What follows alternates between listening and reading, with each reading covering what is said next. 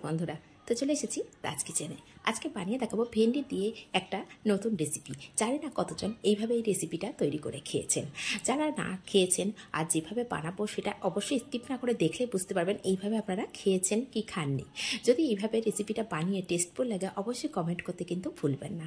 আর রেসিপিটা এত সহজে আর এতটা কম মশলা দিয়ে এই রেসিপিটা বানাবো, দুপুরে এই গরমের সময় দুপুরে গরম ভাতের সঙ্গে এটা একবারে নিমেষেই শেষ হয়ে যাবে। তার জন্য এখানে আমি নিয়েছি ভেন্ডি, আর ভেন্ডিটাকে আগে থেকে ভালো করে ধুয়ে রেখেছিলাম। ধুয়ে রেখে এখন ভেন্ডিগুলোকে এইভাবে কেটে নিচ্ছি। প্রথমে ভেন্ডির এই মুখগুলোকে পাতিয়ে দিচ্ছি, দিয়ে একটু বড় বড় করে কেটে নিচ্ছি। খুব ছোট করছি না, আবার খুব বেশিও বড় করছি না। এইভাবে সম্পূর্ণ ভেন্ডিটাকেই আমি কেটে নিয়েছি।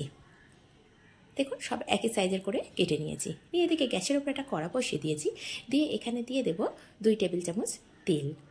এই তেলটা গরম হয়ে গেলে এখন দিয়ে দেব পেঁয়াজ বাটা। এটাকে আমি বেটে রেখেছিলাম পেঁয়াজটাকে আগে থেকেই, সেটাকে দিয়ে দেব। দিয়ে 2 চামচ পেঁয়াজ বাটা দিয়ে দিলাম। দিয়ে হালকা করে একটু তেলের সঙ্গে ভালো করে মিশিয়ে নেব। আর এর মধ্যে দিয়ে দেবো একে একে সমস্ত মশলাগুলো। তো দিয়ে দিলাম প্রথমে স্বাদ অনুযায়ী লবণ, আর দিয়ে দেবো জিরে আর মরিচের গুঁড়ো একসঙ্গে আমি বাড়িতে রেডি করে রেখেছিলাম, সেটাকে দিয়ে দিলাম।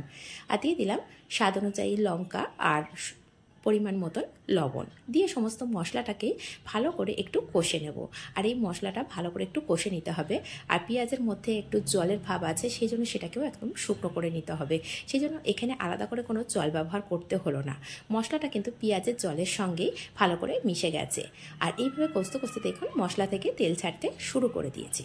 যখন মশলা থেকে তেল ছাড়তে শুরু করেছে সেই পর্যায়ে দিয়ে দেব যে ভেন্ডিগুলো আগে থেকে কেটে রেখেছিলাম সেইগুলো দিয়ে দিলাম।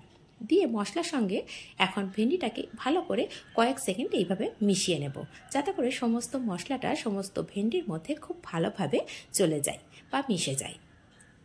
তো এভাবে একটু সময় ধরে মিশিয়ে নিলাম। মিশানো হয়ে গেলে এখন এর মধ্যে আমি দিয়ে দেব, যখন দেখবেন যে হালকা করে মশলাটা কড়ার সঙ্গে লেগে যাচ্ছে ঠিক সেই পর্যায়ে এখানে আমি ছোট চায়ের কাপের 2 কাপ জল দিয়ে দেব।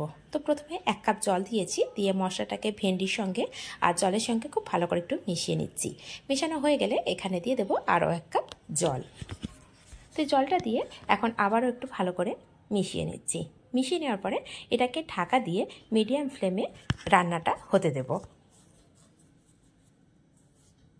তো এখন এটাকে আমি ঢাকনা দিয়ে দিলাম, দিয়ে 3 থেকে 4 মিনিট এইভাবে রান্নাটা হতে দেব। তো 4 মিনিট পরে আমি ঢাকনাটা খুলেছি। দেখুন ভেন্ডিতে মধ্যে এখনও অনেকটাই জল রয়েছে, আর যেহেতু ফ্লেমটা মিডিয়ামে রেখেছি ভেন্ডি কিন্তু খুব সহজেই সিদ্ধ হয়ে যাবে। তো এখন খুব ভালো করে একটু নাড়াচাড়া করে দিচ্ছি, আর ভেন্ডিটা কতটা সিদ্ধ হয়েছে সেটাও দেখিয়ে দিচ্ছি। দেখুন এইভাবে স্প্যাচুলা দিয়ে আমি ভেন্ডিতে যখন ভেঙে দিচ্ছি খুব সহজে ভেঙে যাচ্ছে, তাহলে বুঝতে পারছেন ভেন্ডিটা কিন্তু সিদ্ধ হয়ে গেছে। আর এখানে এখনও সামান্য জল আছে। আর যদি কেউ রুটির সঙ্গে এটা পরিবেশন করতে চান সেক্ষেত্রে জলটাকে কিন্তু একদম শুকনো করে নেবেন। তারপরেও আমি ছুরি দিয়ে আপনাদের সামনে দেখিয়ে দিলাম, কতটা বুঝতে পেরেছিলাম জানি না, সেজন্য ছুরি দিয়েও আবার দেখিয়ে দিলাম যে ভেন্ডিটা কতটা গলে গেছে বা সিদ্ধ হয়ে গেছে। তো এটাকে ঢাকা দিয়ে আরও 2 থেকে 3 মিনিট রান্নাটা হতে দেব। যেহেতু এর মধ্যে অনেকটাই জল ছিল, জলটাকে একটু শুকনো করে নেব। তো এখন জলটা কিন্তু অনেকটাই কমে গেছে। এই পর্যায়ে আমি দিয়ে দেব সবচেয়ে যেটা মেন মশলা, সেটা হচ্ছে, এটা মশলাও বলবো না, এটা আমচুর পাউডার।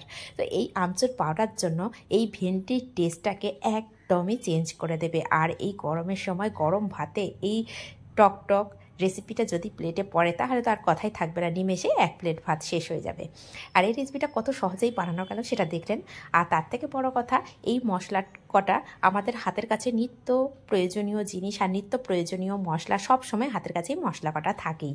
শুধু সেই মশলা দিয়ে এই রেসিপিটা তৈরি করলাম, আর রেসিপিটা অসাধারণ হয়েছে। একবার হলেও বাড়িতে এইভাবে বানিয়ে দেখতে পারেন। আর যদি এইভাবে বানান কমেন্ট করতে কিন্তু একদমই ভুলবেন না রেসিপিটা কেমন লাগলো আপনাদের। তো এখন সম্পূর্ণ হয়ে গেছে। গ্যাসের ফ্লেমটাকে অফ করে দিয়েছিলাম, দিয়ে এদিকে আমি সার্ভ করে দেখাচ্ছি। আর দেখুন এর মধ্যে হালকা একটু ঝোল রয়েছে বা রসালো ভাব আছে। এটা আমি ভাতের সঙ্গে পরিবেশন করব বলে হালকা একটা রসালো ভাব রয়েছে। যদি এটা রুটির সাথে পরিবেশন করেন সেক্ষেত্রে একদম শুকনো করে নিতে হবে, তাহলে খেতে ভীষণ টেস্টি হবে। আর রেসিপিগুলো কেমন লাগছে কমেন্ট করতে কিন্তু একদমই ভুলবেন না। আর আমি যে আমচুর পাউডারটা ব্যবহার করেছি সেই আমচুর পাউডারটা আমার বাড়িতেই তৈরি করা। আর কিভাবে তৈরি করেছি ডেসক্রিপশানে অবশ্যই দিয়ে দেবো, সেটা ফলো করে নেবেন। তাহলে দেখুন রেসিপিটা কত সহজে কম সময়ের মধ্যে আর হাতের কাছে থাকা মাত্র কয়েকটা মশলা দিয়েই কিন্তু রেডি করে নিতে পেরেছি এই রেসিপিটা। তাহলে রেসিপিগুলো কেমন লাগছে অবশ্যই জানাবেন। তাহলে আজ এই পর্যন্ত, আবার আসবো অন্য কোনো রেসিপি নিয়ে। ধন্যবাদ।